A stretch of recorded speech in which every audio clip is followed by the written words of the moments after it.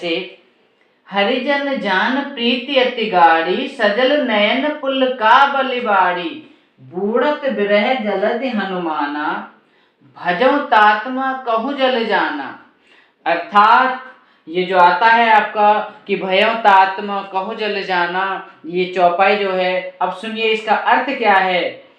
भगवान का जन सेवक अत्यंत गाढ़ी प्रति हो गई है, ये उन्होंने जाना। नेत्रों में जल भर आया और शरीर अत्यंत पुलकित हो गया। सीता जी ने कहा, हे तात हनुमान, बृह सागर में डूबती हुई मुझको तुम जहाज हुए हो कि मैं डूब रही थी और मुझे तुम जहाज के समान मिले हो। अब आगे की चौपाई सुनिए। अब कहूँ कुशल जाऊं बलिहारी, अनुज सहित सुख भवन खरारी, कोमल चित कृपाल रघुराई, कपि कही हेतु धरी निठुराई। अर्थात मैं बलिहारी जाती हूँ, अब छोटे भाई लक्ष्मण जी सहित खर के शत्रु सुखधाम प्रभु का कुशल मंगल कहो। श्री रघुनाथ जी को कोमल हृदय और कृपालु हैं श्री रघुनाथ जी। फिर हे हनुमान, उन्होंने किस कारण यह निष्ठुरता धारण कर लिया। अब सोचिए निष्ठुरता क्या धारण की है, अब वो बताते हैं। सहज बान सेवक सुखदायक, कबहु की सुरत करत रघुनायक, कबहु नयन मम शीतल ताता, होयख निरख श्याम मृदु गाता। अर्थात सेवक को सुख देना उनकी स्वाभाविक बान है।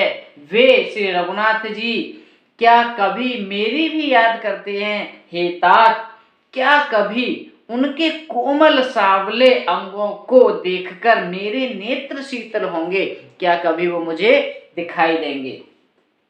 आगे की चौपाई सुनिए। बचन न आव नैन भरे बारी, अह नाथ हो निपट विसारी, देखी परम बिरहा कुल सीता, बोला कपि मृदु बचन विनीता। अर्थात मुख से वचन नहीं निकलता, नेत्रों में जल भर आया, बड़े दुखों से वे बोली, हाँ नाथ, आपने मुझे बिल्कुल ही भुला दिया। सीता जी को ब्रह से परम व्याकुल देखकर हनुमान जी कोमल और विनीत वचन बोले। और क्या बोले जरा सुनिए कि मात कुशल प्रभु अनुज समेता, तब दुख दुखी सुकृपा निकेता, और जन जननी मानव जियौना, तुम ते प्रेम राम के दूना। अर्थात हे माता, सुंदर कृपा के धाम प्रभु भाई लक्ष्मण जी के सहित कुशल हैं, परंतु आपके दुख से दुखी हैं। हे माता, मन में ग्लानि न मानिए, मन छोटा न करिए, मन को दुखी न करिए। श्री रामचंद्र जी के हृदय में आपसे दूना प्रेम है। ये है देखिए प्रेम की निशानी।